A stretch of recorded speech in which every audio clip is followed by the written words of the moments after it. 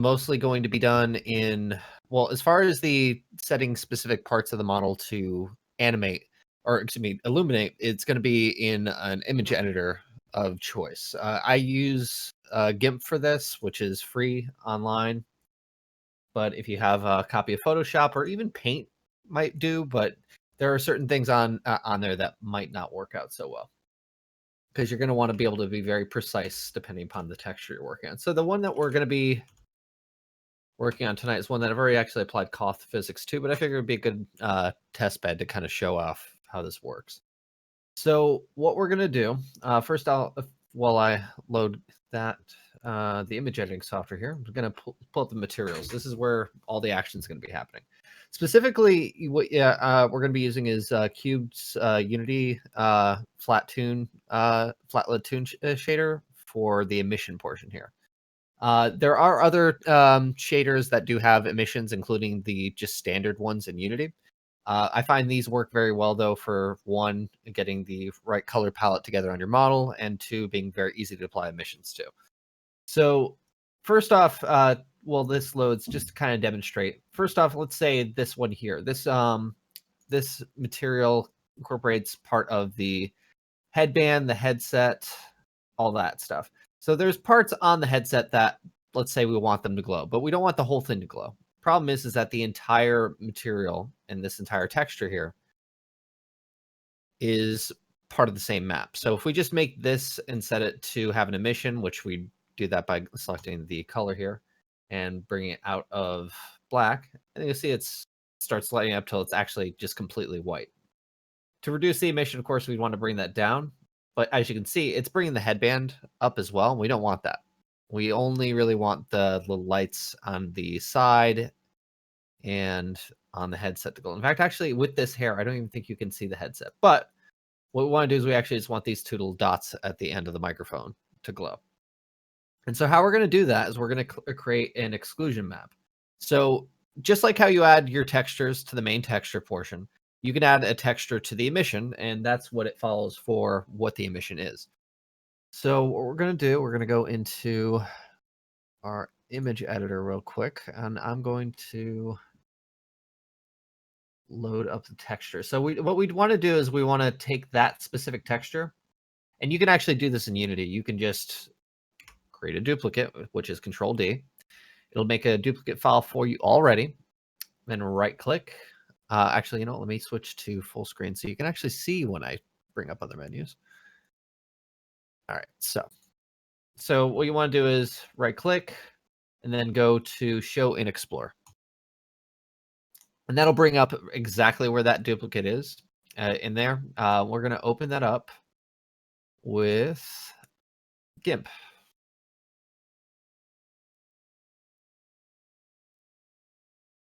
Let's see here. Okay. So this is our image editor. It's fairly similar to Photoshop as far as especially how it functions. And what we want to do is we basically want to take our brush here, make everything that we don't want to glow black. And what happens in Unity is that anything that's black is not part of the alpha map. It considers it having nothing there. It's basically invisible to the mapping of it. So when you have certain textures that in shaders you can adjust the alpha level, that's partially what it's doing. Is it's taking anything from a certain light level all the way from starting at black all the way up and deciding what it's going to display. The emission map works the same way. So most of this stuff we don't need. We just need the blue bits. So what we're just going to do is we're going to, well, first off, let's switch to an actual good brush instead of the, oh, actually, well, went a little too over. So we want to kind of start off with just making sure we take care of the easy bits first. So for some reason, I'm actually still on like a, oh, because I'm on the, not on the brush. So there we go. That's much more consistent. Oh, you always want to have Control Z at the ready in case you go a little too far. Once we have this mostly out of the way, we can reduce the size of the brush, of course, to kind of get in between the cracks. We just want to get around it. We don't really want to get it very precise because we're going to actually be using tools in the image editor to take care of that for us. So most higher level image editing software will have a auto selection tool. In this case, it's the fuzzy select tool to avoid copyright with Photoshop. Uh, and what that does is it basically tries to guess what you want to select. In this case, it's not super accurate, but it will at the very least know the difference between colors in the map. So it's only selecting this area here.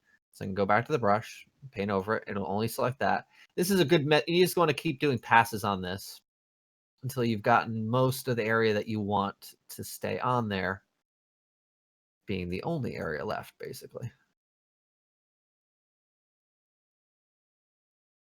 Some textures will be easier than others, more forgiving. Like this one, I'm clicking around and it's literally just doing very tiny swatches. So if that's the case, what we can do, we can actually just zoom in here and just get very fine detail with the brush. So we're going to bring the size down here and we're just going to be very careful and just try to make sure. Oh, actually, also I have this selected still. So select, none. Just be very fine detailed and ready to back up in case I go a little too far. And you don't have to be very accurate. In fact, like especially with smaller textures like this, what you're gonna notice is even if you have a little bit on the edge that's not covered up, it's not gonna show up really on the model that well, if at all. So you can kind of skirt around the details. So I'm gonna clean this up a bit once we get back to this, but just get this area done too. And you just basically just want everything that you want to glow to be the only thing showing. Everything else is just gonna be this black here. So we're going to bring down the brush size too, bring it to something a little bit more manageable. We're just going to kind of get around these edges here. It's important to let off the mouse every once in a while. You don't want to keep doing it in one go because then when you need to do Control Z because you've gone over it, then you're going to take away a lot of progress. You want to let off every once in a while.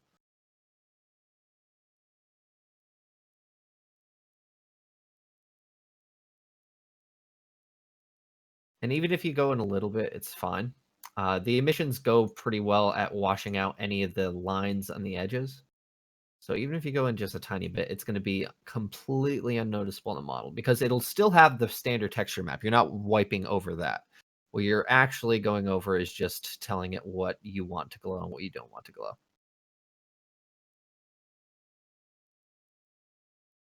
So I've gone over here a little bit. In fact, actually just go back and clean it up just a bit. It wouldn't really matter too much, but I just want this to be a little bit better.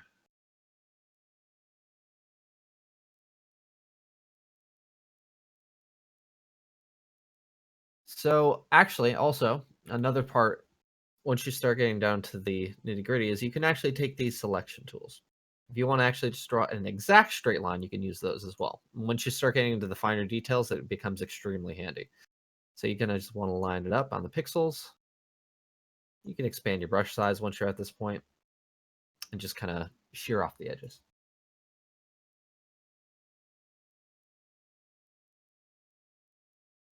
For curves, becomes less useful, but it is very useful for getting nice straight lines. So we're going to just use that to get in between those two there, as well on the sides.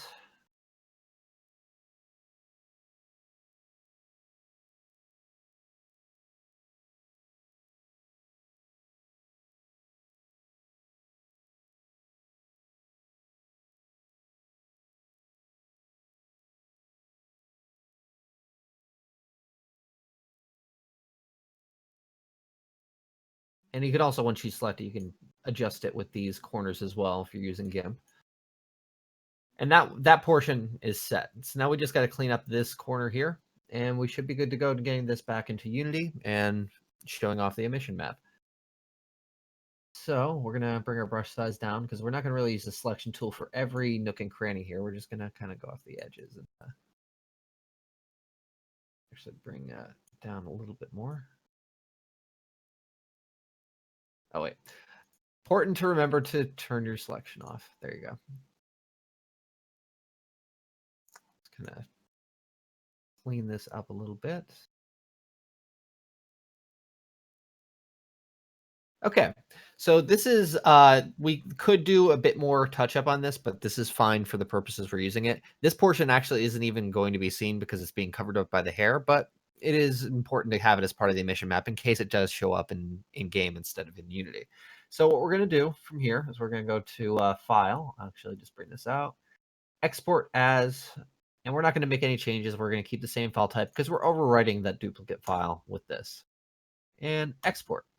So now in this is our changed file here, and there's nothing we need to do in Unity. It'll automatically update here. So now what we do is we take our second texture, we select the material that we want to apply the emission to, and we drag it over to the emission texture. And now let's see what happens when we light this up here. So before, when we tried it before, don't mind the mesh, that's separate for a cloth portion. When we had this before, it lit up everything that it was attached to.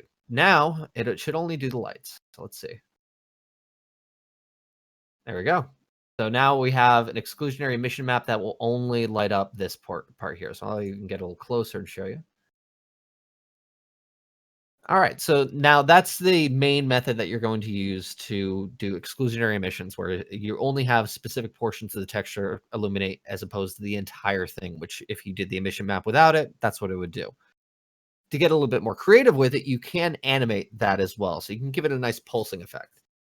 There are some shaders that do this for you, but they don't let you do exclusionary emissions. It's pretty much an all or nothing for the ones that I found. So you can animate the emission value though. And how you're going to do that, I'll show you in here. So we're going to keep that where it is. We're going to do the standard animation procedure of making a duplicate of the model we have in the project, making the standard one inactive, and making a new animation. Let's go back to assets. So animation appears out here. We'll bring this open here, create a new animation. This one's going to be pulse, we'll call it. And then from there, we'll add a property, go into the body here. And now basically what we want to do is we want to go where the texture is applied. So the mesh, the body mesh is where that texture is. We go to the skin mesh render. Now this is home to where you'd find all the other shape keys available to you with most MMD models or ones that you can make, such as the last tutorial. But what you also have is all these material settings. Now, these will be dynamic to whatever shader you're using, and it'll carry over those settings as well. One in particular that we want for this is the material emission color. So we select that, delete the key. It's going to break the model and bring it down here, which is why we created the duplicate. And what we're going to do is we're just going to get in close to the point where we can get a good look at the emission texture. And so now what this does is it actually just changes the color value that we set it to, which normally is white, to bring it up to light it up. This here, we can just kind of animate that. So we're going to keep this keyframe as it is. And then in, let's say, from 0 to 5 seconds, we're going to change it. So we're going to add a keyframe there. And we're going to change the values here. So now we can kind of play around with this, and I'll show you here. Oh, I forgot to mention. Let's back up a second. I got a little ahead of myself. What this does is it actually applies the emission values to all shaders, even the ones that you don't want to apply emissions to. So here's how you fix that. So we're actually going to back up for a sec. We're going to delete this animation because we don't need it just yet. We'll get back to that. So to demonstrate how we can make this only do this, we're going to take our shaders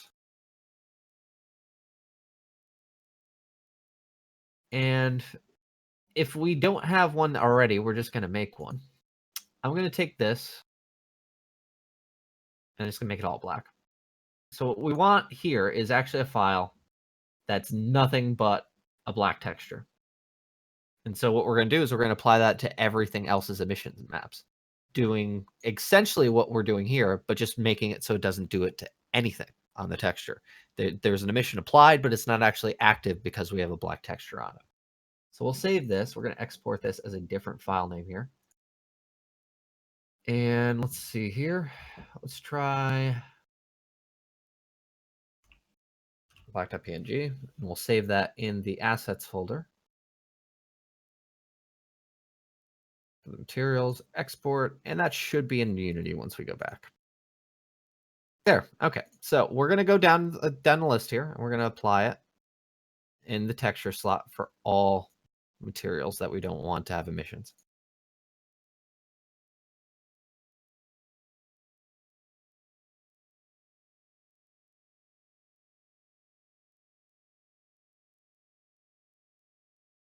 Which is pretty much going to be all of them except for this one here.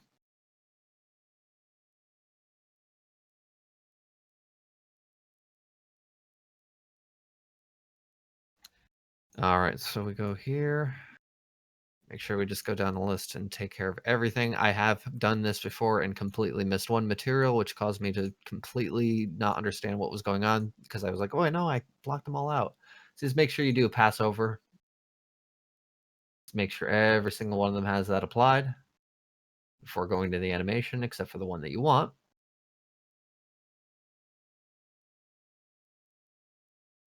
Okay, so we're good to go. So no matter what we change this color to, everything else isn't going to do an emission. So let's get back into the animation so we can get back on track here.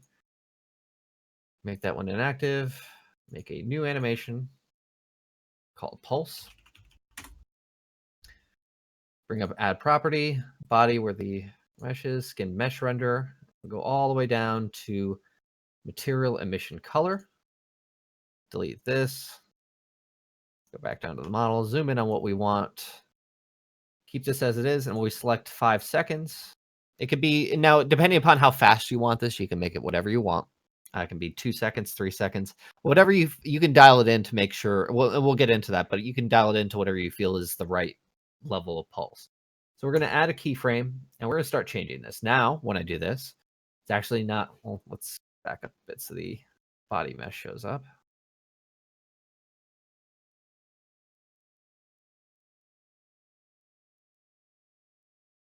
Kind of centering in on our mission here. There we go.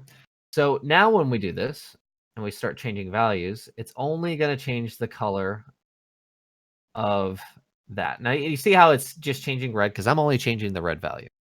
But what we can do is we can actually just change everything, let's say to 1. Actually make it 2 because we want to be different than what this is. And we can even change the alpha level. And so what this is going to do is these values are going to make it brighter at the 5-second mark. So then we can do another one at the 10 mark. And we'll copy the first frame into this. So now we've got a loop. Lastly, before this, you actually test this, what you want to do is you want to change the sample rate down to something like 1 because it defaults to 60. And that means it's 60 frames per second. And then what it's going to do is it's changing that value 60 times every single second before you get to your next keyframe. So it's going to be either invisible or it's going to freak out. So you want to set that down to 1. And you also want to make sure that value is set on every single one of your keyframes. Let's bring this out a bit. And let's test it out. So you hit the play button. And now you see it's pulsing. I'm getting a little closer here so you can see that. Now it's doing it a bit slow, and we can speed that up by bringing up the sample rate. So let's bring it up to 3. So what we could do here, actually we bring the animation in. That's what we do. Okay, so we can copy this, bring this in here, copy that, delete this keyframe here, bring this one in as well, copy, bring it in here, delete. In fact, actually, we can clean up the placement just a bit. Let's give it a try.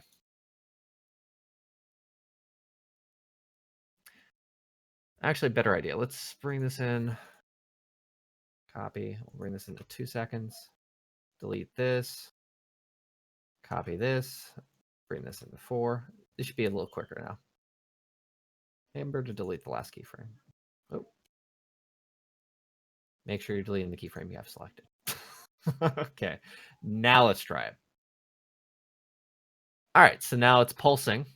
And a little bit quicker, and it's doing a loop. So it's always going back to its origin point. So you want to start off at your default values, bring them up. You can bring them up pretty high if you want.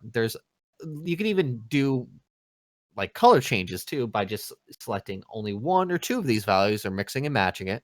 and trying out different things. But if you just wanted to pulse like it was before and just stay the same color, you would do something similar to this. Starting off with the default, rising it up in the middle, and then coming back to your endpoint. So now we've got that animation. What do we do with it? Because obviously, normally what we would do is we would apply this to an animation override, and we'd only be able to trigger it. We want this to happen all the time. We want it to be just how it is. So we're going to delete this model here. We're going to make this one active. And we have to do a little bit of trickery with the animation itself. So by default, this will not work how we want it to. It looks like it will, but it won't. What we have to do is we have to turn this into a legacy animation. And to do that, we have to select the animation in our assets.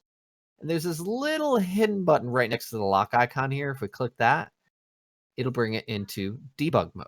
And that gives us some more options, including a check mark for legacy. Now, what this is it's basically just letting it, it's making a simpler version of it that's compatible with making it your idle animation. So once we have that checked, there's really nothing else we really need to do here. It's pretty much set as it is. There's nothing settings-wise we need to do. And then we go back to normal mode, and this is still the animation we want it to be. And the last thing we need to do is just set it to loop. Now, to add it to the model. So to add it as a default animation the model just does, we have to add a component to the model itself. So add component, animation. And this is different from the animator, which you'll see up here. The animator is always added with the avatar descriptor and the pipeline ID. There are some things you can do with models that are not your own with the animator, but it's not something we're going to be using here. What we want is the animation component. We're just going to simply drag and drop right into there. Now, this is set as a loop animation on the model by default. And to test that, I'm just going to start play mode. And now it's pulsing. So what that does is it's essentially, and you can only do one at a time. There's no way I've found so far to have multiple idle animations that are triggerable for different states, other than making a whole different model that has all the same settings, just a different animator on it. But now, when you log into game, you select this avatar, it's going to be pulsing like this with the animation as a default. And there's nothing that will interrupt that. Your other animations won't interrupt it. It'll just always be doing it on the model. So go back into the turn off play mode. Goes back to not being animated, but the animation will be right here. And it'll upload with it just fine. Any questions?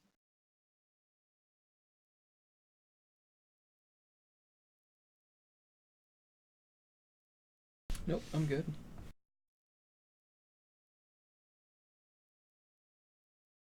Senders, anything from you?